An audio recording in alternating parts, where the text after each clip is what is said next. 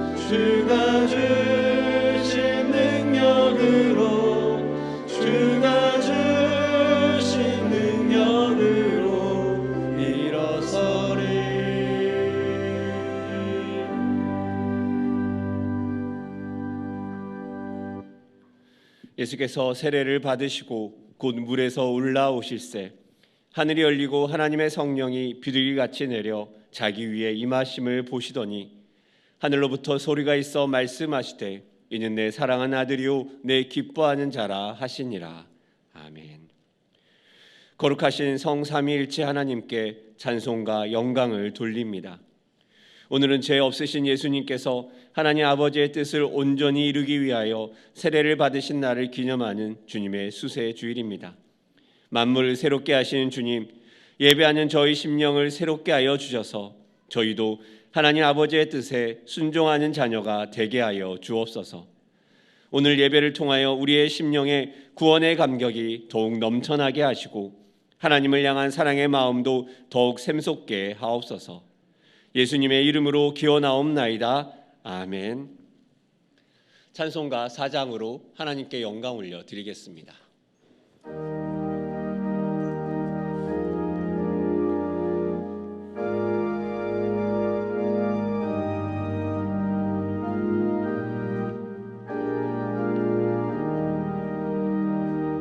성부 성자 성령 영원히 영광 받으옵소서. 태초로 지금까지 또 기니 영원 무궁 성삼위께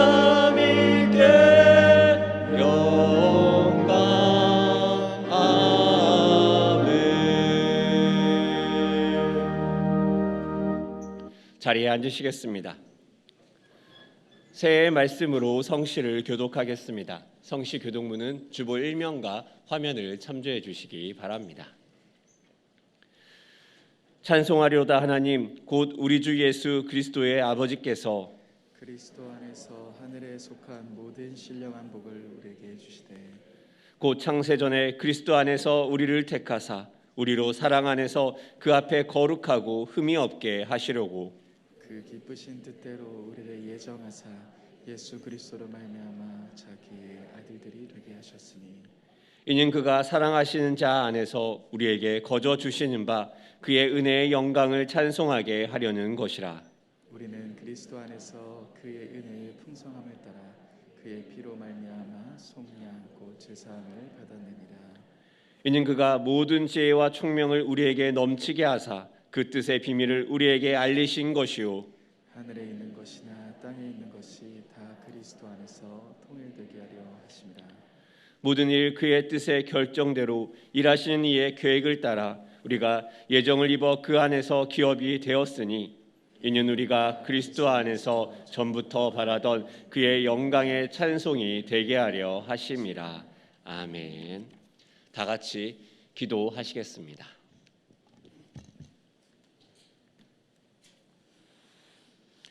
우주 만물을 창조하시고 하나님이 기뻐하시는 형상을 따라 인간을 만드신 전지전능하신 하나님을 찬양합니다. 2023년 새해를 맞이하여 두 번째 주일 예배를 새 소망과 새 희망과 거룩한 비전을 품고 하나님 전에 나와 신령과 진정으로 예배드리며 헐문과 죄로 죽어야만 했던 영혼과 육체의 삶을 살면서 죽음과 멸망으로 가야 했던 우리를 위해 십자가에 죽으시고 3일 만에 부활하신 예수 그리스도를 나의 구세주로 믿습니다. 이 시간 고개 숙인 하나님의 백성들의 예배를 기뻐 받아 주시옵소서. 하나님께서 가르쳐 주신 말씀의 정도를 보시나 여러 가지 죄악으로 물든 세상의 백성들을 긍휼히 여기시사 한 영혼도 빠짐없이 진심으로 회개하게 하시고 믿음의 본질을 회복할 수 있도록 인도하여 주시옵소서. 지난 2022년의 삶을 돌이켜보니 먹고 입고 모으고 세상 복이 아니라매만 점념했고 부지런했었습니다. 그리고 십자가로 향한 발자국은 드문드문 찍혀 있었음을 고백합니다. 주님의 영광을 위해 살겠다고 수백 번 기도와 고백에 있었음에도 나의 마음은 완악하고 생생하여 소금에 절여지지 못한 포송이 같고 특히 내가 다급하거나 절박하여 이태로울 때만 죄를 찾는 어리석음도 있었습니다. 올해 23년 새해부터는 주님께만 의지하고 결단하여 나의 심령기로부터 구원하기에 오신 거대한 하늘 역사 앞에 겸허함으로 서게 하옵소서. 사랑의 하나님, 우리가 평생 동안 하나님의 형상을 닮아가기를 원합니다. 저희가 고백한 삶을 살아갈 수 있도록 하나님의 그 크신 능력으로 이끌어 주시옵소서. 우리의 삶 전체가 날마다 주님의 십자가를 늘 기억하고 감사함으로 회개하며 말씀에 순종하는 삶이 되게끔 하옵소서. 하나님 아버지여, 믿음이 실세가 되는 삶을 살기를 원합니다. 우리들의 유일한 갈망함은 하나님을 아는 것입니다. 하나님께 예배하는 것입니다. 오직 하나님만을 마음을 다하고 목숨을 다하고 뜻을 다하여 사랑하고 싶습니다. 하나님과 친해지기를 원합니다. 우리의 중심을 보시는 하나님, 저희가 이제는 이후로 세상에 구별된 삶을 살 수 있도록 힘을 주십시오. 하나님으로 인해 우리들의 영이 성령으로 충만되기를 바라옵니다. 세상으로부터는 자유하지만 하나님께 붙잡힌 인생 되기를 원합니다. 아울러 십자가의 보혈로 하나님의 자녀되게 하신 그의 크신 사랑을 기억하며 날마다 구원의 복음을 전하며 살아가는 성도가 되고, 그리고 우리에게 임재하신 성령님을 근심케 하지 말며 소멸되지 않게 늘 거룩한 삶을 통하여 하나님의 뜻이 이루어지는 축복된 나와 가정이 되게끔 하옵소서.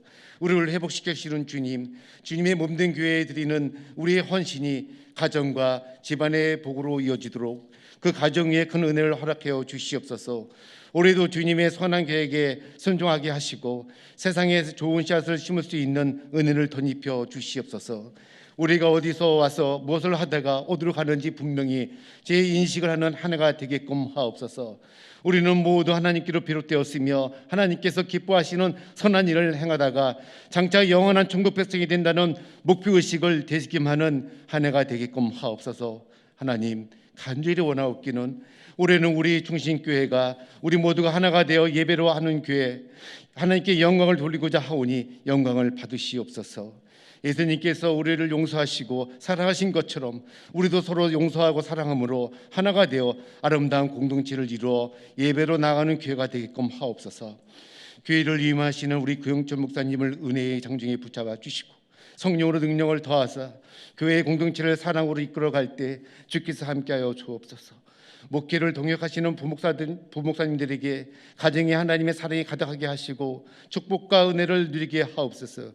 나라의 흥망성쇠가 주관하시는 하나님, 이 나라 이 민족을 지켜주시옵소서. 전쟁도 평화도 하나님 손에 달려있을 줄 믿습니다. 기도하옵기에는 속히 복음통 일을 이루어 주옵소서. 오늘도 선교 현장에서 선교에 힘쓰는 선교사님들과 자녀들에게 축복하시고 선교사님들을 위해 기도하며 선교 헌금으로 헌신하는 성도님들을 기억하시사 하늘의 신령한 복으로 채워주시옵소서. 대한민국의 국정을 담당한 각계각층의 지도자들에게 하나님께서 보여주신 정의롭고 정직한 마음으로 이 나라를 이끌게 하옵소서. 이 시간 찬양으로 영광을 돌리는 찬양대의 찬양을 축복하여 받으시옵시고 기뻐 받아주시옵소서. 예배를 위해 봉사하는 모든 이들에게 수고와 섬김을 기억하시사 축복하여 주옵소서. 이제 곧 말씀을 전하시는 목사님에게 성령님께서 함께 하시고 아멘으로 화답하는 성도들에게는 생명의 양식이 되고 구원의 기쁨을 누리고 모든 아픔이 치유가 되고 회복되는 은혜의 시간이 되게끔 하옵소서. 우리를 구원하신 주 예수 그리스도의 이름으로 기도하옵나이다. 아멘.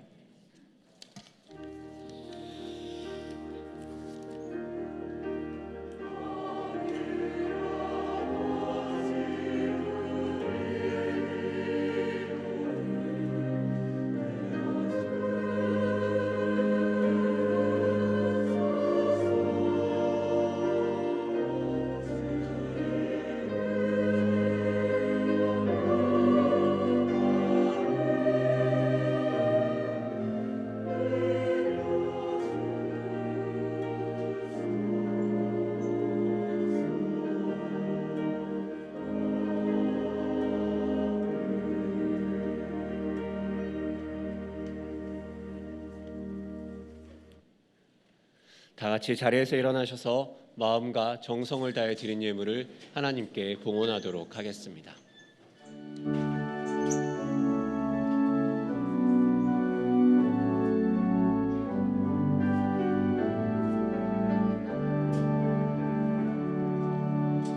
내게 있는 양유옥합 주께 가져와 그 발 위에 입 맞추고 깨드립니다.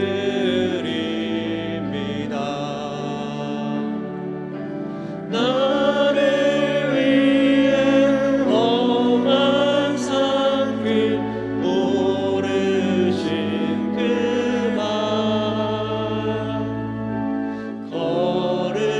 걸음마다 그 신사랑 새겨놓았네.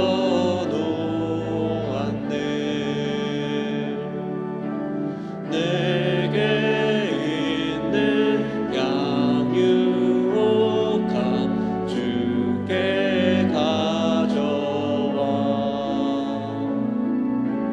그 발 위에 입 맞추고 깨드립니다.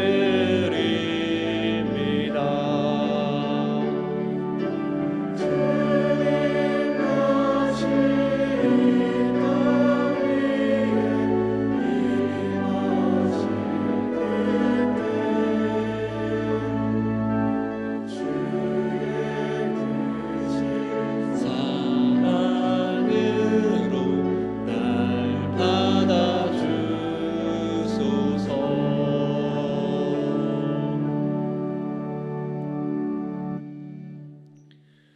우리를 불러주신 하나님 아버지, 죄 많고 허물 많은 저희를 하나님 아버지의 귀한 자녀로 불러주심에 감사합니다.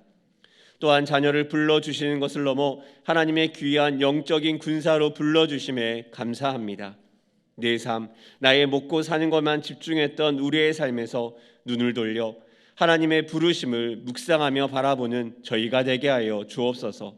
그리하여 불러낸 하나님의 영적 군대를 주님이 먹이셨듯이 우리의 염려를 주께 드리고 오직 우리는 주만 예배하는 예배 공동체로 회복되게 하여 주옵소서. 그리하여 올 한 해 마음껏 하나님을 예배하고 하나님을 누리는 귀한 예배자가 될 수 있도록 주여 축복하여 주옵소서. 기쁨과 감사로 우리의 11조를 드립니다. 날마다 먹이시는 주님의 은혜를 더욱더 충만히 누리게 하여 주옵소서. 도우시는 주님의 손길이 있기에 우리는 오늘도 주를 바라봅니다. 감사를 새기며 하나님의 은혜를 새기게 하여 주옵소서. 더 치열하게 사시는 열방의 선교사님들 기억하시고 다음 세대를 기억하여 선교와 장학의 예물을 드립니다. 신실한 주님을 열방과 다음 세대에 드러내어 주시옵소서. 교회의 새로운 도약을 위해 느헤미야 헌금을 드립니다. 금보다 더 귀한 우리의 정성과 마음을 드리게 하여 주옵소서. 군에서 수고하는 우리의 귀한 자녀들 기억하여 주옵소서. 주의 속에서도 안전한 시간 되도록 지켜 주옵소서. 또한 병상에 있는 자들 주님 만져주셔서 고통을 경감시켜 주시고 회복하여 주옵소서. 그곳에서 외롭지 않게 소망의 줄을 붙들 수 있도록 함께하여 주옵소서.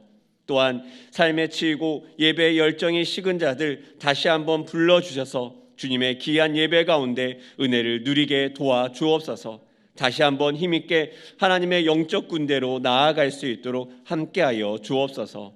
이 모든 말씀 우리의 소망 되신 주 예수 그리스도의 이름으로 기도합니다. 아멘. 자리에 앉으시겠습니다.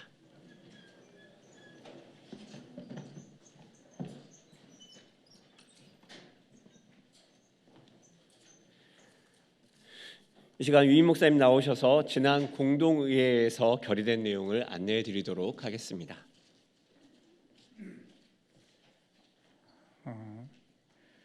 저희 교회가 올해 이제 29주년을 맞습니다.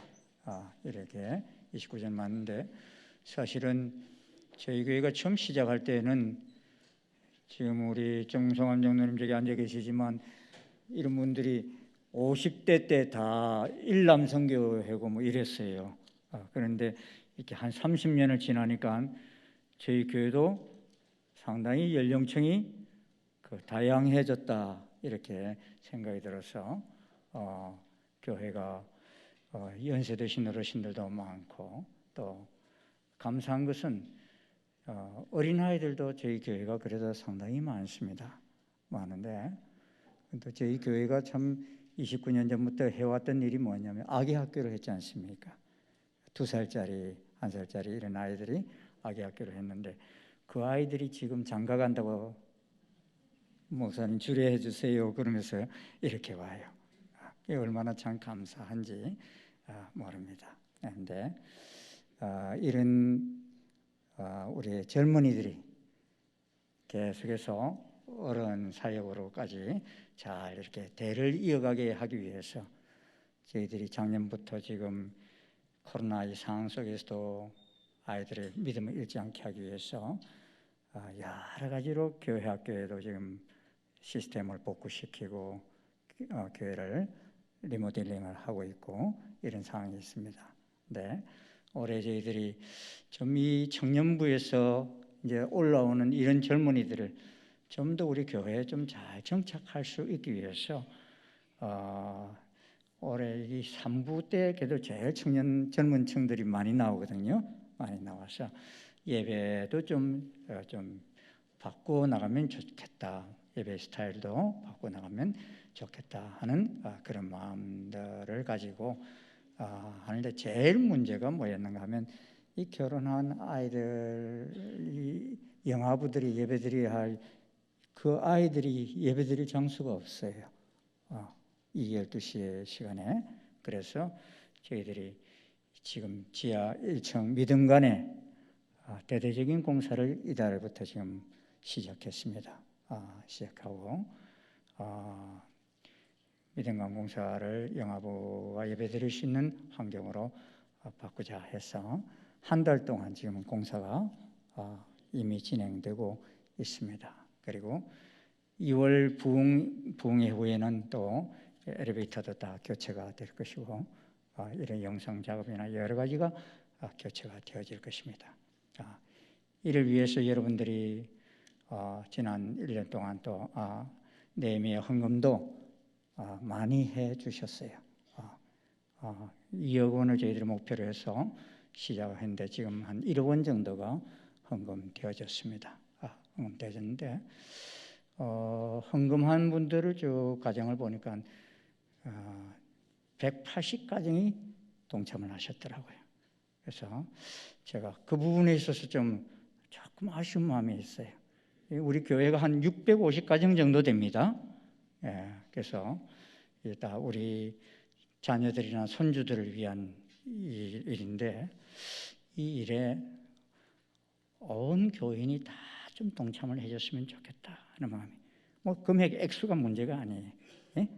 그러면 여러분 형편대로 해주시되 이게 한 650가정이 다 동참했다 하는 이러한 결과가 나오면은 참 감사하겠다 하는 마음을 저는 갖습니다.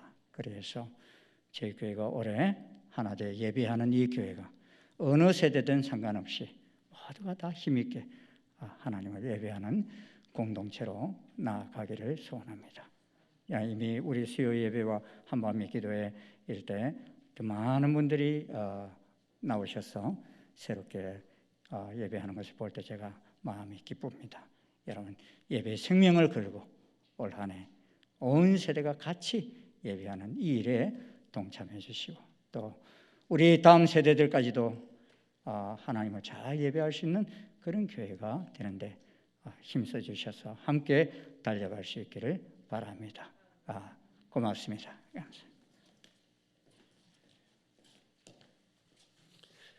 계속해서 나눔의 시간 이어가도록 하겠습니다. 우리 옆에 분들과 함께 인사하기 원합니다. 한번 이렇게 인사해 보기 원합니다. 거룩한 예배 공동체가 됩시다. 거룩한 예배 공동체가 됩시다. 네. 교회 소식은 주보 사면을 참조해 주시고 앞에 PPT 화면을 참고해 주시기 바랍니다. 한종지 피택자 교육이 오늘부터 진행됩니다. 오늘 오후 4시이며 장소는 5층 로뎀 나무입니다. 해당되시는 분들은 꼭 참석해 주시기 바랍니다. 더웨이 정기 모임이 진행됩니다. 믿음으로 VIP를 하나님께 올려드린 성도님들의 고백을 위해서 함께 기도하는 모임입니다. 매월 둘째 주 화요일마다 기도 모임이 진행되오니 성도님들의 많은 관심과 참석을 부탁드립니다. 이번 모임은 1월 10일 화요일 오전 10시 30분이며 장소는 청소년센터 3층 생명관입니다. 2023년에 새롭게 세워지는 각부 팀장님들과 회계 담당자는 디모데 교적을 설치해 주시기 바랍니다. 아이디는 본인 이름으로 하시고 패스워드는 재정부의 손영준 집사님에게 전해주시면 입력해 드리도록 하겠습니다. 디모데 교적 설치 시 입력된 도메인 주소는 주부를 확인하시기 바랍니다. 본관 지하 1층인 믿음감과 랍비방 공사가 주중에 시작되었습니다. 공사 기간은 약 한 달 정도 예상되고 있습니다. 공사 기간 동안 지하 기도실 사용이 어려우니 기도를 원하시는 분들은 청소년센터 3층 드림관을 이용해 주시기 바랍니다. 기부금 납입 증명서를 받기 원하시는 분들은 원하시는 날짜 일주일 전에 사무실이나 홈페이지를 통해 신청해 주시기 바랍니다. 본인 이름으로 헌금한 내용만 신청이 가능하고 가족으로 취합한 증명서 제공은 어려우니 참고하시기 바랍니다. 성도님들의 헌신과 섬김으로 느헤미야 헌금이 진행되고 있습니다. 진행 상황을 참고하시고 적은 금액이라도 많은 분들이 함께 동참하셔서 공동체를 세워가는 데 힘써주시기 바랍니다. 새가족 등록 신청을 받습니다. 어려운 이때에 교회에 등록하셔서 성도들과 함께 행복한 신앙생활 하시기 바랍니다. 등록은 예배 후 2층 당회실에서 해주시기 바랍니다. 오늘 하나님께서 우리에게 주신 말씀은 민수기 5장 1절에서 10절까지의 말씀입니다. 구약 201면에 있습니다. 하나님의 말씀을 봉독하도록 하겠습니다. 여호와께서 모세에게 말씀하여 이르시되 이스라엘 자손에게 명령하여 모든 나병 환자와 유출증이 있는 자와 죽음으로 부정하게 된 자를 다 진영 밖으로 내보내되 남녀를 막론하고 다 진영 밖으로 내보내어 그들이 진영을 더럽히게 하지 말라. 내가 그 진영 가운데 거하느니라 하시매 이스라엘 자손이 그같이 행하여 그들을 진영 밖으로 내보냈으니 곧 여호와께서 모세에게 이르신 대로 이스라엘 자손이 행하였더라.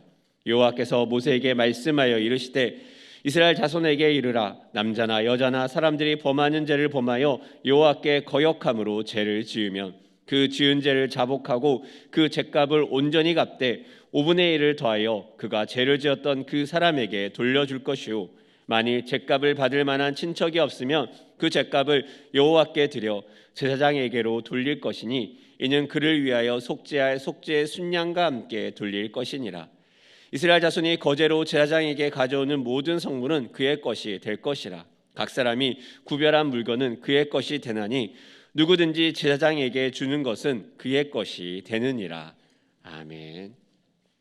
엘림 찬양대의 찬양이 있겠습니다.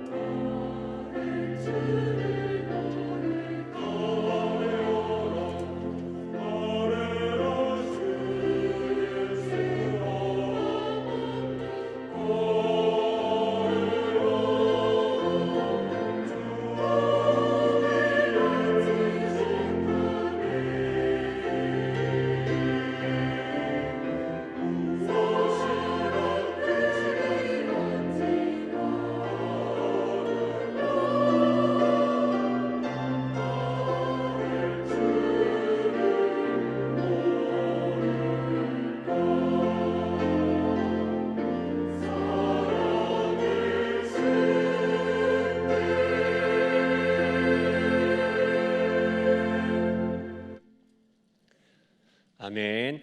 이 시간 임 목사님께서 거룩한 예배 공동체를 만들어라는 제목으로 말씀 선포하실 때 많은 은혜 받으시기 바랍니다.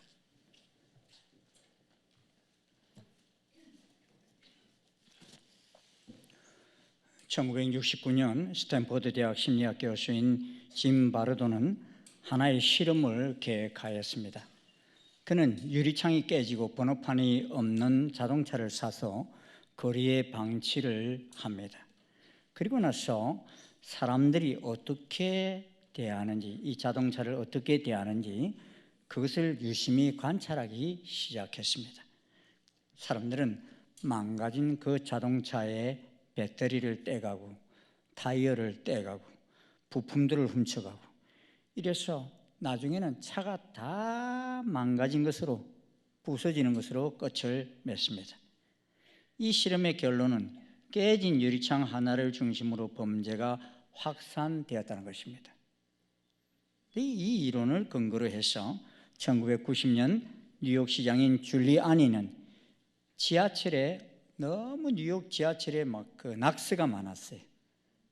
어지럽게 그려져 있는 그 낙서들, 이 낙서들을 다 지우기 시작합니다. 도색을 다 새롭게 합니다. 네, 신기하게도 이 낙서가 사라지면서 강력 범죄가 줄어들었는데요, 3년간 무려 80%나 감소를 했다는 거예요. 이 작은 것인 것 같은데, 낙서 하나 뭐 작은 것이잖아요. 이 작은 것 같은데 왜 이렇게 중요한가 하는 것입니다. 특별히 민수기를 보면 이 예배 공동체에서 작은 부정함은 하나님의 공동체를 얼마든지 더럽힐 수 있음을 보여줍니다. 오늘 본문은 우리를 거룩한 예배 공동체로 부르고 있습니다. 거룩한 예배 공동체를 위해 하나님은 오늘도 무엇을 하고 계십니까? 거룩하신 하나님은 우리 가운데 거하십니다. 믿으십니까? 예. 오늘 본문을 보면은 5장 1절에서 3절인데 같이 한번 읽겠습니다. 시작. 이스라엘 자손에게 명령하여 모든 나병 환자와 유출병이 있는 자와 죽음으로 부정하게 된 자를 다 진영 밖으로 내보내되 남녀를 막론하고 다 진영 밖으로 내보내어 그들이 진영을 더럽히게 하지 말라. 내가 그 진영 가운데 거하느니라 하시매. 모든 이 부정하게 된 자를 다 진영 밖으로 내보내라 그랬습니다. 그리고 그 이유가 뭐냐 하는 것입니다. 내가 그 진영 가운데 거하기 때문이다. 누가 거하신다는 거예요? 하나님이 거하신다는 거예요. 그렇기 때문에 다 내보내라 말씀하신 거예요. 교회는 주님이 주인이신 공동체예요. 머리이신 공동체입니다. 그런데 문제는 거룩하신 하나님이 속된 것과 함께 하실 수가 없으시다는 것입니다. 그렇다면 어떻게 거룩하신 하나님이 우리 안에 거하실 수가 있습니까? 이를 위해서 예수님께서 우리 죄를 대신하여 십자가에서 피 흘려 죽으셨습니다. 그러므로 그 보혈의 능력으로 우리는 성결케 되고 거룩한 백성으로 된 것입니다. 여러분, 예수님을 믿는 사람에게 있어서 제일 복된 칭호가 있는데 그 칭호가 뭔 줄 아십니까? 성도라는 칭호예요. 그 목사, 장로, 권사, 집사 이런 칭호보다도 훨씬 복된 칭호가 뭐냐? 성도라는 칭호예요. 여러분은 성도입니다. 아멘? 네. 이렇게 부르신 이유가 뭐냐? 세상으로부터 하나님께로 구별된 물이라는 것입니다. 그런데 사실 우리가 죄가 없어서 성도가 된 것은 아닙니다. 하나님이 우리를 죄 없는 자로 봐주셨기 때문에 성도인 것입니다. 그것은 하나님이 우리를 보실 때 십자가에서 우리 죄를 대신하여 달리신 아들 예수님과 하나됨을 보셨기 때문에 거룩하게 봐주시는 것입니다. 그렇기 때문에 실질적으로 우리가 더욱 거룩해져야 하는 이유는 그렇게 믿어주시고 그렇게 봐주시기 때문이에요. 제가 신발이 여러 신발이 있는데요, 새 신발은 이렇게 성전에만 신고 예배 때만 신고 가요. 그럼 주일날만 신어요. 그리고 제일 낡은 신발은요, 보면은 막 그냥 신어가지고 밑창이 다 떨어질 지경이고 뭐 이래요, 보면은. 근데 그건 아무렇게나 막 신는 이 습관이 좀 있어요, 보면. 이제 곧 버려야지 하는 마음으로. 다 낡았다는 거지. 여러분이 거룩한 성도다는 사실을 인식하고 살아야 돼. 점도 없고 흠도 없는 거룩한 성도로 부르심을 받았다는 사실. 그것을 우리가 기억해야 한다. 그래야만이 더 이상 때묻지 않기 위해서 우리 자신을 다스리게 될 것이고, 또 늘 하나님 보신 눈으로 그렇게 보아 정결케 되어질 수 있는 것입니다. 우리 신앙은 두 가지 측면에서 거룩해지고 성숙해져야 합니다. 한 가지는 영적인 면에서, 또 다른 한 가지는 도덕적인 면에서 그렇습니다. 기독교 신학자 제임스 베커는 말하기를, 거룩함은 영성과 도덕성이란 두 개의 기둥에 놓인 아치와 같아서 두 기둥 중에 어느 하나가 가라앉으면 반드시 무너지게 된다 그랬습니다. 예배와 삶이 같이 거룩해져야 한다는 이야기입니다. 신앙과 도덕성이 같이 가야 한다는 것입니다. 누가 예수님을 잘 믿는 사람입니까? 여러분, 십계명을 보면 전반부는 하나님 앞에서 우리가 어떻게 해야 하는지를 말씀하고 있고, 후반부는 사람 앞에서 우리가 어떻게 해야 함을 말씀하고 있습니다. 그러게 하나님과 사람 앞에서 우리는 거룩해야 한다는 것입니다. 우상을 섬기면서 하나님을 같이 섬길 수 없습니다. 불의를 행하면서 이웃을 사랑할 수도 없습니다. 그런데 제임스 베커 말대로 상당히 영적 기둥이 든든해 보이는 것 같은데 도덕성 기준이 빈약해서 무너지는 사상 누각과 같은 일들이 있음을 보게 됩니다. 오늘 본문 3절은 내가 그 진영 가운데 거하느니라 말씀하지요. 구약시대에는 하나님께서 이스라엘 진영 한가운데 거하셨습니다. 하나님은 시내산에서 모세에게 율법을 주시면서 성막을 건축하게 하셨습니다. 이스라엘 백성들은 40년 광야길을 가면서 구름기둥의 인도를 따라갔습니다. 구름기둥이 뜨면 앞서가시면 그 뒤를 따라갔습니다. 그리고 멈추면 진을 치고 자리 잡기를 반복했습니다. 이때 이동을 멈추고 진을 칠 때 보면요, 성막을 둘러서 레위인들이 동서남북으로 진을 먼저 칩니다. 그리고 그 밖으로 이스라엘 12지파가 세 개 지파씩 동서남북으로 이렇게 진을 쳤어요. 이 성막 한가운데 하나님의 임재가 늘 있었던 것입니다. 그래서 거기에 구름 기둥이 지성소 위에서 이렇게 떠 올랐던 것이죠. 그러기에 성막을 중심으로 하는 진영이 거룩해야만 했습니다. 근데 지금 우리가 사는 이 시대의 성전은 어디에 있습니까? 성막은 곧 하나님의 임재가 있는 것이요, 예배의 처소입니다.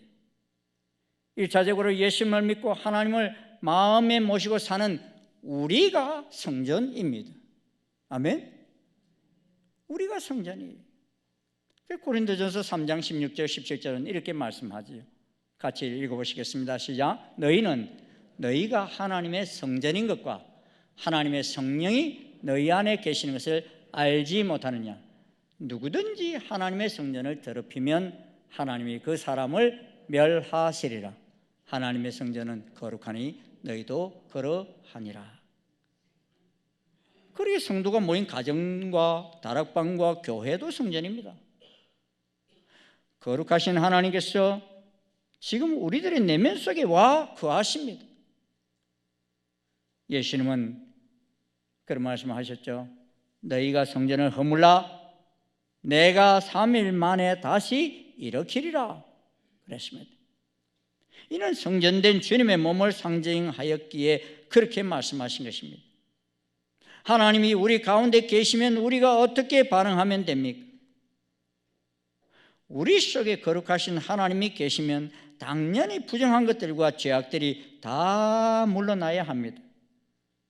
이유는 부정한 것들이 우리 안에 있을 수가 없기 때문인 것입니다. 거룩하신 분과 함께 하실 수가 없기 때문입니다.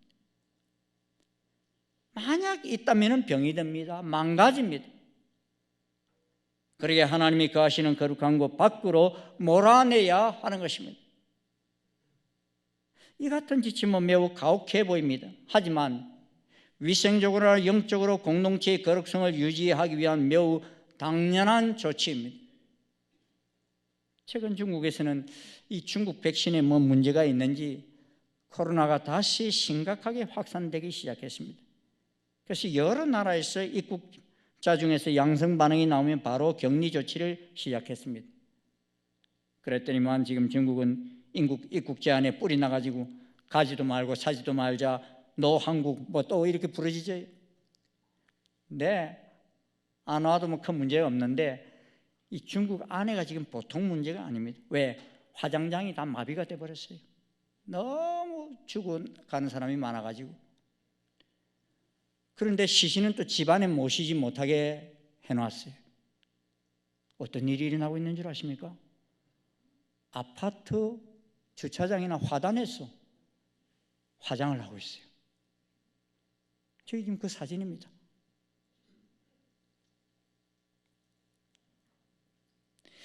지금 우리가 사는 환경은 위생적으로 그래도 깨끗합니다. 하지만 당시 광야를 이동하던 이스라엘 백성들의 환경은 극도로 열악했어요. 광야에는 먹을 물도 변변치 않았기에 잘 씻기를 했겠습니까? 위생이 엉망이었을 것이 분명합니다. 그러한 상태에서 전염병자를 방치하면 금세 다른 사람에게 전염이 되어 온 진영의 백성들이 감염될 위험이 농후합니다. 그리고 하나님이 이들을 진영 밖으로 분리해 놓도록 하셨습니다. 시신을 만진 사람과 가까이 있어서 부정한 사람도 마찬가지로 조치했습니다. 시신이 자연사한 사람이라면 모르지만은 그렇지 않는 경우, 이 현미경도 없던 시절에 시신을 가까이 한 사람도 전염되었을 가능성이 크기 때문에 그렇게 분리했습니다. 여기서 부정은 깨끗하지 못한 것을 말합니다. 거룩하신 하나님이 친히 이스라엘 가운데 거하시기 때문에 어떠한 부정도 용납될 수 없음을 보여주시는 것입니다.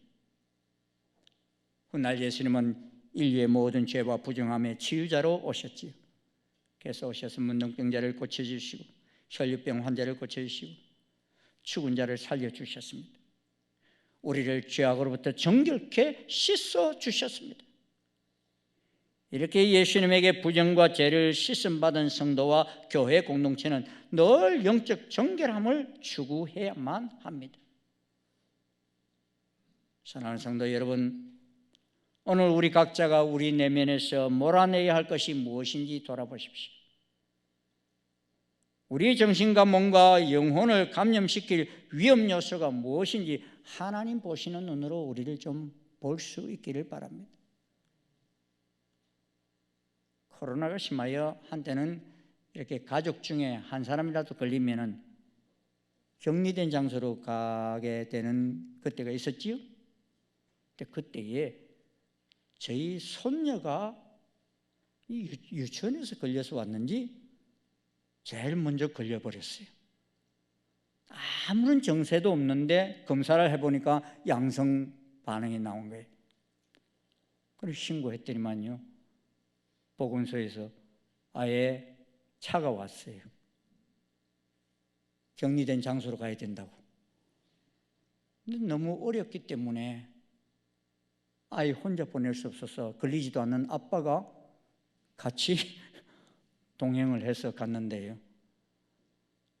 3일 뒤에 아빠가 걸려버렸어요. 같은 방을 쓰니까. 근데 아이는 아무런 반응도 없는데 아빠는 걸리고 나니까 얼마나 또 힘들어하는지. 그래도 그렇게 갈 수밖에 없었던 이유가 뭡니까? 그 아이가 그대로 그냥 유치원 다니고 그대로 집에 있으면은 온 가족을 다 감염시키고 또 유치원을 다 감염시키고 이럴 가능성이 크기 때문에 그렇게 하지 않으면 안 되었던 것입니다. 단 한 사람이라도 정결하지 않으면 공동체 전체가 쉽사리 부정해질 수 있기 때문인 것입니다. 그래서 예수님께서도 사역하실 때 누룩을 조심하라 이 말씀을 참 자주 하셨어요. 바리새인의 누룩, 사두개인의 누룩, 헤롯의 누룩을 조심하라 하셨어요. 누룩의 특징이 뭡니까? 급하게 퍼져나가는 습성이 있거든요. 여기서 누룩은 잘못된 교훈을 뜻합니다. 오늘날로 말하면 이단의 거짓 교훈과 같은 것을 말합니다. 이런 걸 조심하고 격리 조치를 해야 한다는 것입니다.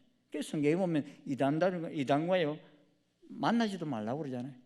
집 밖에서도 내쫓으래. 왜요? 괜히 그 사람하고 교제하고 뭐 이렇게 하다 보면 너도 감염되어질 수 있다는 것입니다. 또 도덕적으로 극단적인 성적 타락을 일삼는 자들을 교회 밖으로 내보내라 그러십니다.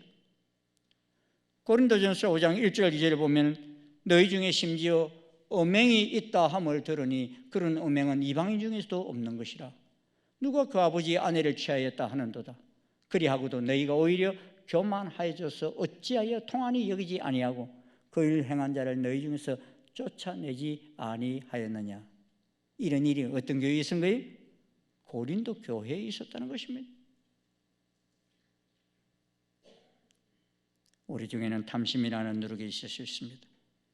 관행이라 불리며 시행되는 부정함이 있을 수 있습니다. 자유라는 이름으로 시행되는 성문화와 악한 가치관이 있을 수도 있습니다. 이게 교회 공동체도 그렇지만 나라 공동체도 마찬가지입니다. 여러분 최근 뉴스 보니까 우리나라에도 스와핑이 있었더라고요. 스와핑 아시죠? 부부끼리 서로 막 바꿔가지고 서로 자고 막 이런 26명이 모여서 그 일을 했더라고요. 그런데 이걸 처벌할 법규가 없어서 아무도 처벌하지 않고 다 풀어줬다고 그래요. 세상 법에는 이런 것을 규제할 법규도 아직까지 마련되어 있지 않는 것입니다. 그러나 하나님의 법에는 하나님은 악은 모양이라도 버리라고 말씀하십니다. 우리의 영혼력을 망가뜨리는 누룩들이 우리 주변에 너무 많습니다. 옛날에는 이것이 서양에서는요 퍼졌다면 100년 뒤에나 오고 이랬는데 요새는요 이런 것이 하루 이틀 한 달 만에 막 넘어와요. 그냥 지금 미국 사회는요 최근에 대마초를 합법화한 주가 이미 50개 주에서 37개 주가 허용을 했다고 합니다. 대마초가 합법화된 주에서는 무슨 일이 일어나고 있는가 하면 영화에 보면 좀비 도시 이런 거 보면은 완전히 사람이 뭐 이상해가지고 막 돌아다니는 이런 그 좀비 도시를 방불케 하는 마약거리가 막 도시마다 형성이 되고 있어요. 그래서 여러분 2020년 5월부터 2021년 4월까지 한 1년이죠. 1년 동안에 미국에서 이로 인해서 마약 중독으로 인해서 사망한 사상자가 10만 7천 명이. 좀 놀라세요. 총기 사고 나가지고 막 죽는 거 그렇게 해봐 많이 죽어야 30명 40명 아닙니까? 예? 그런데 30명 40명이 아니라 3만 명 4만 명이 아니라 10만 7천 명이 마약으로 인해 죽었다는 거예요. 이유가 뭡니까? 그 공동체 속에서 몰아내야 할 것들을 법으로 합법화해버렸기에 나라가 몰락의 길로 달려가고 있는 것입니다. 하나님은 공동체의 부정함을 내어보내기를 원하십니다. 우리 몸도 뭔가 잘못된 것을 먹었을 때 적시로 토하거나 설사라 해서 다 나가게 합니다. 왜요? 그 독한 것이 그대로 있으면 몸이 병들거나 죽게 되기 때문인 것입니다. 부정하다는 것과 죄를 범했다는 것은 다릅니다. 부정하다는 것은 죄를 범하지 않았어도 존재 자체가 정결하지 못한 것을 말합니다. 이러한 부정하게 만드는 상황에 대해서 하나님은 반복해서 말씀하시는 것이 뭐냐? 바로 다 진영 밖으로라는 단어입니다. 어떻게 보면 이 단어는 구분과 구별을 말합니다. 그리고 진영 안에 있을 수 있는 자와 진영 밖에 있을 수 있는 자를 구분하고 구별하는 것입니다. 그 구분의 방법은 하나입니다. 거룩하냐 부정하냐. 이렇게 거룩함을 기준으로 구분하고 구별하는 이유가 무엇입니까? 하나님이 함께 하시기에 거룩함을 유지하려는 노력인 것입니다. 그러므로 하나님이 함께 하시는 우리들에게 우리 안에 부정함을 내보내기 위해서는 하나님이 보시는 거룩한 눈으로 우리를 바라봐야 합니다. 그리고 거룩하신 하나님께서 우리 안에 머무실 수 있으시도록 우리는 삶을 정비하고 구별해야 합니다. 하나님 앞에서 부정한 것이라면 단호하게 진영 밖으로 내보내는 단호함이 필요합니다. 저는 이 단호함의 귀함을 이번 코로나 과정 가운데서 많이 느꼈습니다. 상대적으로 우리 교회는 이 코로나의 집단 감염의 어려움을 잘 지나갈 수 있었습니다. 그런데 한참 감염이 심할 때요, 저희 교육자 가운데 한 사람이 목사님 몸살 기운이 있다고, 기침도 하고 목도 아프고, 그런데 자가 검사로 해보니까 코로나는 음성이래요. 그래서 그냥 나와서 근무하겠다고 그래요. 그래서 내가 오지 말라고 그랬어요. 집에서 쉬면서 몸도 회복하고, 그리고 한 2, 3일 뒤에 또 해보라고 그랬어요. 그랬더니만 이틀 지나서 목사님 코로나 양성 반응이 나왔어요. 그래. 그때 제가 참 잘했던 것이 기억이 나요. 뭘 잘했어요? 오지 말라고. 이 단호함, 우리 뭐 일주일씩 쉬는 분들도 있잖아요. 오지 마. 이 단호함이 교회 공동체를 지켰구나. 와가지고 교육자실에서 그냥 교육자들 다 감염시켜버리고, 또 부서마다 가서 막 이렇게 감염됐더라면 교회가 난리가 났지 않았겠나 하는 생각이 드는 거예요. 잠깐이니까 괜찮을 거야 라는 생각을 하다가 순식간에 공동체가 그 부정함으로 뒤덮일 수 있습니다. 우리도 그렇지 않습니까? 코로나 한 번, 두 번 예배 쉬다 보면 순식간에 마음이 다치고 생각은 하지만 몸이 쉽게 움직이지 않는 사람이 되어가는 것을 보게 됩니다. 작은 나태함이 어느새 무거운 나태함으로 돌변합니다. 그러기에 작은 부정함을 놓친다면 우리는 어느새 큰 부정함을 놓치는 사람이 되어질 것입니다. 지금 내 안에 들어와 커져버린 부정함이 무엇이 있습니까? 하나님 말씀합니다. 다 진영 밖으로 내보내라. 하나님 말씀을 따라 순종하는 우리들이 되시길 축원합니다. 하나님은 관계의 부정함을 풀어내십니다. 오늘 본문 6절, 7절 우리 한번 같이 읽어보도록 하겠습니다. 시작. 이스라엘 자손에게 이르라. 남자나 여자나 사람들이 범하는 죄를 범하여 여호와께 거역함으로 죄를 지으면 그 지은 죄를 자복하고 그 죄값을 온전히 갚되 5분의 1을 더하여 그가 죄를 지었던 그 사람에게 돌려줄 것이요. 하나님은 사람과의 관계에서 범하는 그 죄악도 그냥 지나치지 않습니다. 우리는 관계에서 주고받은 상처를 대수롭지 않게 여기면서 내가 상처가 있어서 그래라고 자기 합리화로 지나칩니다. 그리고 나로 인하여 상대방이 상처 있고 손해보는 것에 있어서 관대하게 지나갈 때가 있습니다. 여러분, 우리나라 통계청이 2021년 자료를 보면요, 특이한 것이 하나 발견됩니다. 대한민국 전체 이혼의 건수가 지난 10년간 1만 건 이상이 줄어들었어요. 좋은 일이죠, 그죠? 그런데 황혼 이혼이 10년에 1만 7,900건으로 늘어났어요.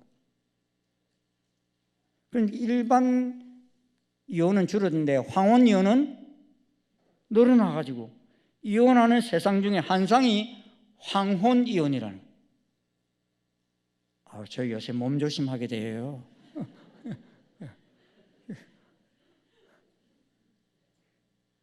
한성미 이혼 전문 변호사가 이런 말을 합니다. 예전에는 노인이 되어 이혼하면 뭐하나 이런 생각을 했지만 지금은 수명이 늘며 여생을 평안히 보내고자 하는 욕구가 늘었다, 이렇게 이야기합니다. 즉 오랫동안 참고 살던 어른들이 이제는 더 이상 참지 못한다는 것입니다. 하나님 말씀하십니다. 남자나 여자나 사람들이 범하는 죄를 범하여 여호와께 거역함으로 죄를 지으면 사람들과의 관계에서 일어나는 죄악 때문에 상처받는 분이 있으신데 그가 누구냐? 바로 여호와께서 상처를 받으신다는 거예요. 사람들끼리 상처받은 건데, 나는 사람에게 죄를 지었다고 하지만 하나님은 나를 거역했다고 이야기하십니다. 그렇다면 공동체의 관계의 부정함을 어떻게 풀어내야 하겠습니까? 하나님이 알려주시는 비결이 7절에 있어요. 바로 자복하고 갚아라 하십니다. 따라합시다. 자복하고 갚아라. 자복한다는 것이 무엇입니까? 내가 바로 죄를 범했다고 인정하는 것입니다. 이러한 인정은 모든 갈등을 풀어가는 열쇠가 됩니다. 그리고 이러한 태도는 내가 죄인입니다 라고 하나님께 자신을 인정하는 겸손함의 행동이기도 합니다. 그런데 이게 쉽습니까? 한국 사람들이 사과할 때도 보면요, 내가 잘못했어, 용서해줘 이러면 되는데, 내가 잘못했어, 그런데 내가 미안해, 그러나 꼭 변명과 합리화가 뒤따라갑니다. 이 해가 시작되는 시점에 우리 내면에 떠오르는 관계의 부정함이 있습니까? 그런데 그러나 이런 말 하지 마시고 중심 어린 고백을 해보십시오. 여보, 내가 잘못했어요. 딸아, 내가 미안하다. 집사님, 제가 잘못했습니다. 하나님, 제가 도적질했습니다 하고 중심 어린 고백과 시인을 해보시지 않겠습니까? 자복은 모든 것의 시작입니다. 관계를 풀어가는 열쇠입니다. 자복함으로 풀리지 않는 관계의 갈등은 없습니다. 그런데 하나님은 이 자복함에서 한 걸음 더 나아가 죄의 값을 온전히 갚으라 이야기하십니다. 민수기 5장 8절에 말씀합니다. 만일 죄의 값을 받을 만한 친척이 없으면 그 죄의 값을 여호와께 드려 제사장에게로 돌릴 것이니 이는 그를 위하여 속죄할 속죄의 수양과 함께 돌릴 것이니라. 저는 이 말씀 보면서요, 하나님 정말 집요하시다, 그 생각이 막 드는 거 있잖아요. 그냥 잘못했어요 그러면 됐어 이러면 되는데 그거까지가 안 된대. 얼마 부리면 넘어가는 걸 용납하지 않으셔요. 새 우리들의 관계를 돌아보기를 원합니다. 관계 가운데 부정함 가운데 머물러 있지 않습니까? 나는 관계가 좋아라고 생각하지만 내 주변의 모든 사람들이 나로 인해서 상처받고 아파하고 있지는 않습니까? 나와 사랑하는 사람과의 관계도 돌아보십시오. 내 사랑이 충분히 전달되고 있는지, 그만큼 내가 표현하고 또 품고 살고 있는지를 돌아보십시오. 그래서 우리의 관계 안에서 하나님을 향한 거역이 아닌 하나님의 사랑이 우리를 통해 풍성하게 넘쳐나는 새해가 될 수 있기를 주의 이름으로 축원합니다.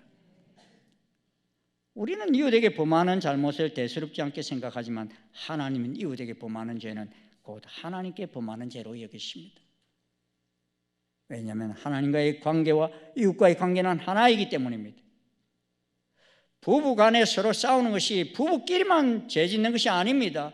하나님에게도 죄를 짓는 것입니다. 왜냐하면 하나님이 이름으로 언약하고 결혼했기 때문입니다. 내가 어떤 사람에게 거짓말을 하면 그 사람에게만 거짓말하는 것이 아닙니다. 그것은 곧 하나님에게 거짓말하는 것이 되는 것입니다. 왜 그렇습니까? 그 사람이 곧 하나님의 형상을 따라 지어진 사람이고 거짓말하지 말라고 명령하신 분이 곧 하나님이시기 때문입니다. 그래서 유진 피터슨 목사님은 메시지 번역 성경에서 오늘 이 본문의 6절, 7절을 이렇게 의역했어요. 남자든 여자든 어떤 잘못을 저질렀으면 그 사람은 하나님과의 신뢰관계를 끊은 것이므로 유죄다. 그는 반드시 자기 잘못을 고백해야 한다 했습니다. 이런 죄를 지었을 때 하나님과 사람 앞에 공개적으로 진실하게 죄가를 인정하고 한 걸음 더 나아가서 죄값을 지불하고 보상하라 하십니다. 7절 8절에 보십시오. 그 지은 죄를 자복하고 그 죄값을 온전히 갚되 5분의 1을 더하여 그가 죄를 지었던 그 사람에게 돌려줄 것이요. 5분의 1이 몇 프로예요?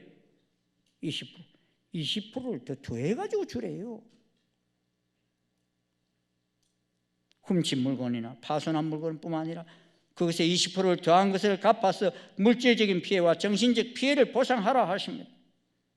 만약 피해 당사자가 죽었다면 피해자를 대신할 친척에게 갚고 친척조차 없을 경우 야호 이럴 것이 아니라 친척도 없다 그러면 하나님께 드린 후에 제사장에게 그것을 바치래요.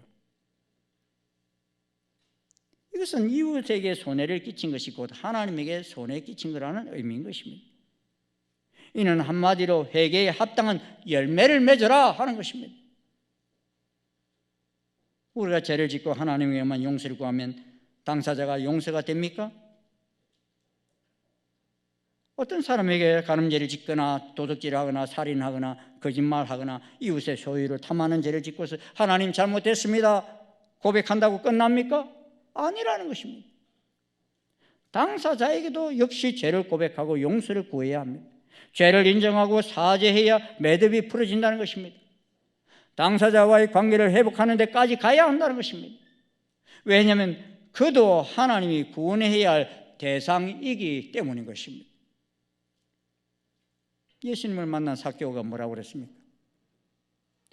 자신이 부정하게 남의 재산을 취한 것이 있다면 4배로 갚겠습니다 그랬어요. 이것이 바로 진정한 회개라는 것입니다.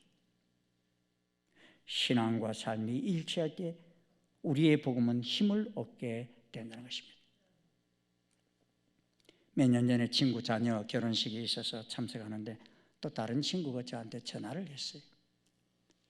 자기가 사정이 있어서 참석을 못하니까 나 대신 결혼 축의금을 좀 내달라는 것입니다. 그래서 제가 잠깐 기다려보라고 그러고 제가 주머니를 열어보니까 그 정도는 할 돈이 있더군요. 그래서 내가 대신 내주겠다 그랬어요. 자기는 집에 가서 바로 내 계좌로 돈을 넣어주겠다고 그렇게 이야기를 했어요. 근데 지금 몇 년이 지났는데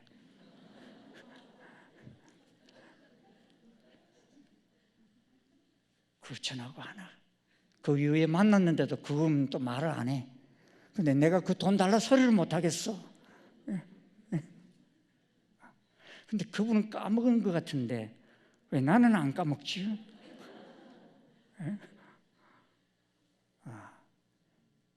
제가 이 사건이 있고 난 이후에 연말마다 하는 버릇이 하나 생겼어요.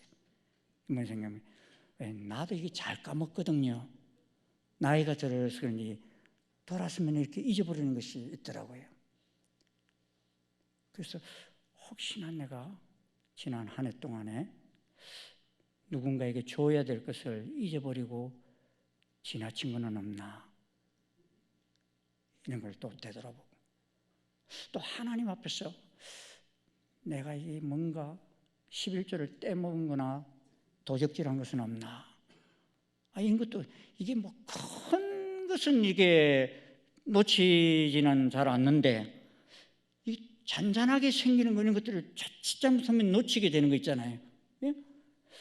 그런 것을 이렇게 좀 되돌아보는 거 있잖아요. 왜요? 조그마한 것이라도 너무 가볍게 여기면 안 된다는 것을 성경이 말씀하고 있기 때문인 것입니다. 여러분 이스라엘 백성들이 가나안을 들어갈 때 큰 성 여리고 성은 그냥 무찌르잖아요. 근데 하나님께서 여리고성을 무찌를 때 꼭 했던 말씀이 있어요. 이건 첫성이니까 이 첫성의 것은 너희들이 1.1획도 건들지 말라. 다 불태우고 나에게 바쳐라 그랬어요. 근데 그 말을 업수히 여긴 사람이 있지요. 아간이라는 자가 시내산 외투를 보니까 너무 좋고 또 금붙이를 보니까 너무 좋아서 아무도 모르게 자기 천막 밑에 싹 다 숨겨버렸어. 아무도 모르게 숨겼는데 누구는 아셔요? 예? 하나님은 아시는 거예요. 그래서 아무 일 없다는 듯이 그 다음 조그마한 성 아이성을 가서 치는데 아주 박살이 납니다. 그때서 여호수아는 이 일이 무엇 때문인지를 여호와 하나님께 묻죠. 하나님은 너희 집에 도적이 있다는 것을 말씀하시고 다 골라내니까 아간이 걸려들지 않습니다. 어떡합니까? 그를 진영 밖으로 몰아내서 돌로 쳐서 죽여요. 그리고서 다시 공동체가 회복이 되는 것을 보게 돼요. 작은 것이 한 사람이에요. 또 그것으로 인해서 공동체 이스라엘 전체가 다 어려움을 겪어요.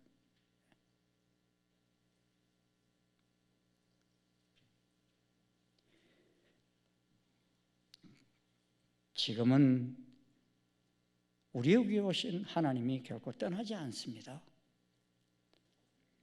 하지만 우리가 거룩하게 살지 못할 때 우리 안에서 근심하면서 심히 아파하십니다. 로마서 5장 8절, 로마서 8장 9절 한번 같이 읽어보시겠습니다. 시작. 만일 너희 속에 하나님의 영이 거하시면 너희가 육신에 있지 아니하고 영에 있나니 누구든지 그리스도의 영이 없으면 그리스도의 사람이 아니라. 여러분 속에 하나님의 영이 거하십니까? 왜 대답이 심해요? 거하세요? 여러분은 그리스도의 사람입니다. 근데 그분이 거룩하신 하나님이십니다. 그래 거룩하지 못한 부정적인 것이 내 안에 들어와 있다면 심히 아파하시고 힘들어하십니다. 묶여집니다. 병이 납니다. 하나님과 사람과의 이 모든 묶인 것들을 다 풀어내시고 이해를 출발하십시오. 그럴 때 우리에게 새로운 힘을 주시고 거룩한 이 한 해가 되어질 수 있으리라 믿습니다. 그래서 하나님께서 우리에게 단호하게 명령하신 명령이 무엇입니까? 내가 거룩하니 너희도 거룩할지어다. 그 내가라고 말씀하신 분이 우리 속에 거하시니 우리도 거룩하기를 원하시는 것입니다. 사랑하는 충신 성도 여러분, 우리는 한 몸으로 예배하는 공동체입니다. 우리 공동체 안에 부정한 것으로 하나님의 임재를 거역하지 마십시오. 우리 공동체가 더 거룩해질 수 있도록 서로를 격려하고 돌아보아 하나님의 신앙 공동체로 함께 세워 가십시다. 경건의 연습이 넘쳐나서 함께 말씀 보며 예배하며 기도하는 거룩한 노력이 이 새해 가운데 차고 넘쳐 흐르기를 소망합니다. 관계의 거룩함에서 오는 은혜가 우리 공동체를 붙들기를 소망합니다. 올 한 해 우리는 한 몸으로 예배하는 공동체가 되기를 원합니다. 그러기 위해서 모든 부정한 것을 벗어버리고 거룩하신 하나님을 따라 거룩한 삶을 살아가는 거룩한 새해가 될 수 있기를 주의 이름으로 축원합니다. 기도하시겠습니다. 고맙습니다, 주님. 주님이 지으신 이 거룩한 2023년, 저희들 주님이 주신 거룩한 몸을 가지고 성도의 마음을 가지고 이 한 해를 출발합니다. 주님, 우리를 새롭게 하여 주시옵소서. 혹시라도 주님 안에서 우리가 해결하지 못한 부정한 것들, 사랑과의 관계 속에서 아버지 풀지 못한 부정한 것들이 있습니까? 주님, 당신이 보시는 눈으로 다 보아서 다 씻어버리고 풀어버리고 정결함을 얻어 이 한 해를 달려갈 수 있기를 소원합니다. 관계에 있었든지 물질에 있었든지 아버지 하나님 어떤 상황 속에 있든지 그 모든 것을 풀어 참으로 이 한 해 저희들 거룩한 한 해 주님 보시기에 합당한 한 해가 되었어 가는 곳곳마다 하나님의 영광이 드러나는 놀라운 해가 되게 역사해 주시옵소서. 예수님 이름으로 기도드리옵나이다. 아멘. 다 일어나셔서 42장 찬송 함께 부르시겠습니다.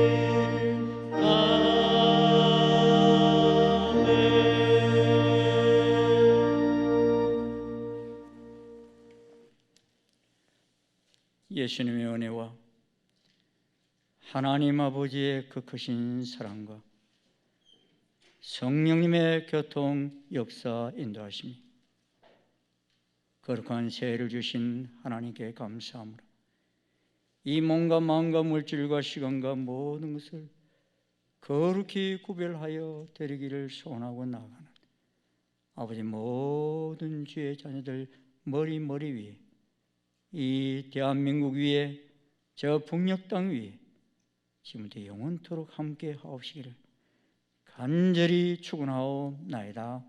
아멘.